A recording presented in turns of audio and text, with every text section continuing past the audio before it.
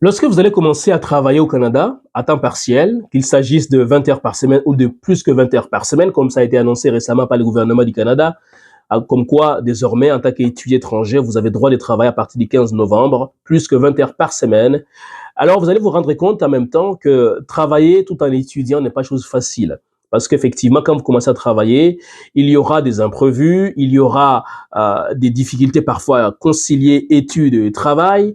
Dans ce cas-là, comment tirer votre épingle du jeu? Dans cette vidéo, je vous propose effectivement 7 conseils qui vont réellement vous aider à pouvoir vous en sortir. Vous allez voir que le troisième, quatrième, cinquième et sixième sont d'une extrême importance. Si vous me découvrez pour la première fois, mon nom est Manel Kambi, je suis conseiller d'orientation, membre de l'Ordre des conseillers et conseillères d'orientation du Québec. Ça fait plusieurs années que j'accompagne des gens comme vous à venir étudier, travailler, vivre au Canada grâce au cabinet Étudie. Pour plus d'informations sur la manière dont on peut vous aider, www.etudie.ca. Et si vous êtes nouveau, pourquoi ne pas vous abonner dès maintenant afin de ne rien rater des publications que je ferai assez prochainement.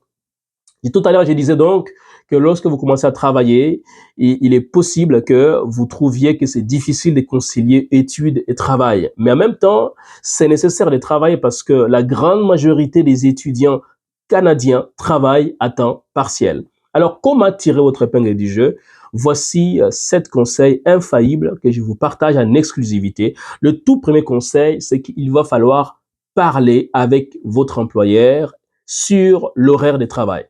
Normalement, il va vous dire, voilà, vous avez le droit de travailler 20 heures par semaine, soit les soirs, soit les jours, soit aux heures des midi, peu importe. En tout cas, c'est lui qui va vous fixer un horaire.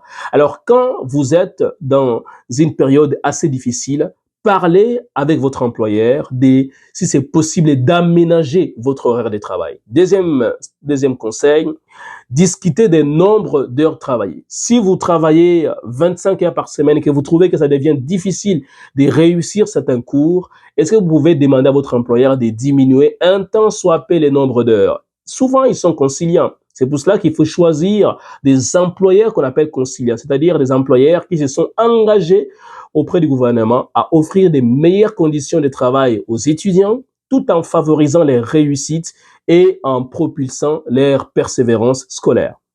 Des employeurs conciliants sont capables de négocier, de vous donner des nombres d'heures qui correspondent effectivement à votre réalité. La flexibilité d'une extrême importance.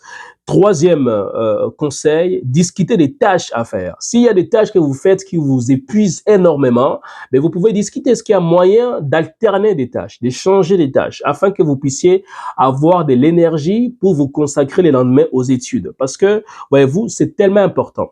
Quatrième conseil, discuter des ajustements possibles pendant la période des examens. N'attendez pas que les examens arrivent pour parler avec l'employeur. Avant que les examens arrivent, déjà, allez voir l'employeur pour discuter si c'est possible de vous accorder des périodes pour vous concentrer. Plutôt même demander que vous puissiez arrêter pendant une semaine pour vous concentrer exclusivement à vos examens. Les employeurs peuvent parfois vous accepter. Cinquième conseil, c'est aussi au niveau des horaires.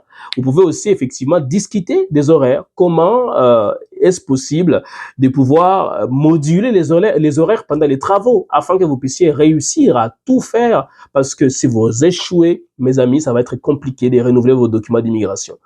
Pour terminer, l'autre conseil, c'est effectivement de pouvoir souvent demander à l'employé si c'est possible de ne travailler que les fins de semaine et de commencer plus tôt possible pour finir aussi plus tôt. Vous pouvez commencer par exemple à 7 heures du matin et finir, c'est pas moi, à midi au lieu de finir à 13 heures. Ça vous permet de pouvoir avoir une marge de temps pour gérer effectivement vos priorités académiques. Voilà ce que je voulais vous partager. Donc, n'hésitez pas à parler avec votre employeur. C'est votre allié, il n'est pas votre ennemi, c'est votre allié. Et au Canada, on sait combien les employeurs sont conciliants. Il suffit tout simplement de leur parler.